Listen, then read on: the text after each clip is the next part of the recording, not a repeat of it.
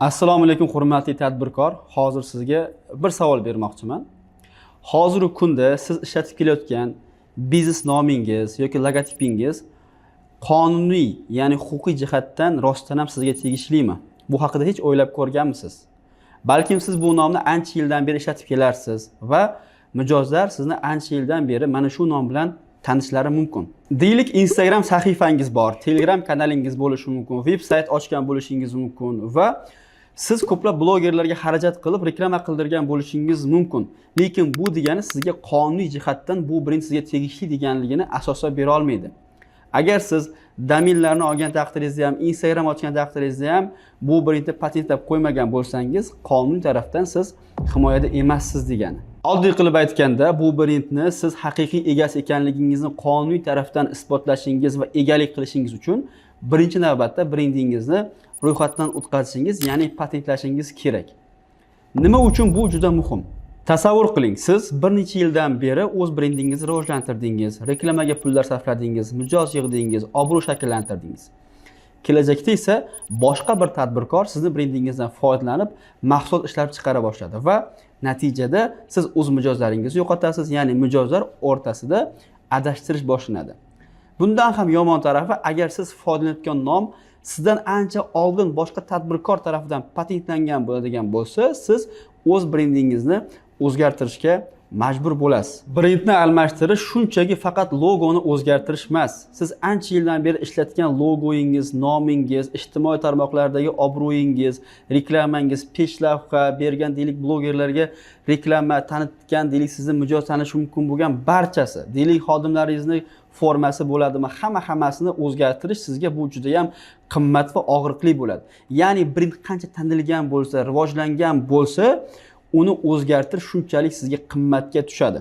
Va siz qaytadan noldan yana o'sha brendingizni darajasigacha olib chiqishingiz uchun ancha mehnat, asab, vaqt, pul, hamma narsasini boshqatdan boshlashingizga to'g'ri keladi. Shuning uchun ko'p tadbirkorlarga tavsiya, brendingizni rivojlangandan keyin emas, boshlang'ich etapda patentlash bu muhim. Ya'ni ko'pchilik tadbirkorlar o'ylashadi, hali biznesim kichkina, rivojlangandan keyin patent qilaman. Yo'q, patent bu o'rtadagi yoki oxirgi bosqich emas, birinchi biznesning birinchi bosqichi. Shuning uchun ko'p tadbirkorlar qiladigan xatoni siz ham qilishingizni biz xohlamaymiz. Lekin bir narsani tushunish muhim. Patentga topshirish arizalarni to'ldirib, Adliya vazirligiga hujjatlarni topshirishdan iborat emas. Undan oldingi muhim jarayon bor. Ya'ni brendingizni birlamchi tekshiruvdan o'tkazish. Ya'ni sizning brendingizga o'xshash brend bormi yoki o'xshash yaqin nomlar bormi? Sizdan oldin hech kim patentga topshirmaganmi? Ya'ni siz topshiradigan klass yo'nalishda bo'shmi? Bu juda ham muhim. Keyingi bosqich sizning yo'nalishingizdagi klassni to'g'ri tanlash. Chunki patentlashda bilamiz 45 ta klass mavjud va har bitta klass o'zining aloqador bo'lgan sohani himoya qiladi. Agar siz tanlagan soha sizning sohangizga aloqador bo'lmagan klass bo'lsa va siz adashgan holda o'zingizning klassingizni patentlamasangiz, siz go'yoki patentim bor deb o'ylaysiz, lekin sizning patentingiz hech qanaqa kuchga ega emas. Sizning yo'nalishingiz himoya qilinmagan hisoblanadi. Eng yomon tarafi, boshqa bir tadbirkor sizning yo'nalishingizni bemalol patentlab qo'yishi mumkin degani. Va siz shuncha yil patentim bor deb o'ylab yurgan hujjat asossiz faqat bir parcha qog'oz bo'lib qolishi mumkin. Ariza 2 xil muddatda topshiriladi. 7 oy standart shaklda va 1 oylik tezkor tartibda topshiriladi. Va bu jarayonlarda patentingizga so'rovnoma kelish ehtimolliklari juda ham ko'plab uchrab turadi. Ya'niki sizning brendingiz mabodo boshqa bir brendga o'xshashib topilishi yoki sizning brendingizdagi himoya qilinmaydigan ommaviy so'zlarni chiqazib yuborib, ya'niki himoyaga olinmasligini, faqatgina sizning brendingizni himoyaga olish kerakligi haqidagi arizalarni to'ldirish. Ko'p hollarda o'zlari patentga topshirgan tadbirkorlar bu kelgan so'rovnomalarga ahamiyat ham berishmaydi. Sababi ular o'zlarining bazasidan topshirishadi va 7 oyda patentim chiqadi, bo'ldi, hech qanaqa muammo yo'q deb o'ylashadi. Lekin qarabsizki, 7 oydan keyin so'rovnoma kelib yoki tezkorga topshirgan bo'lsa, 1 oyda so'rovnomalar kelib, so'rovnomaga 3 oy ichida to'g'ri javob yozilmasa, u o'z-o'zidan отказ bo'lib ketadi, ya'ni rad etiladi.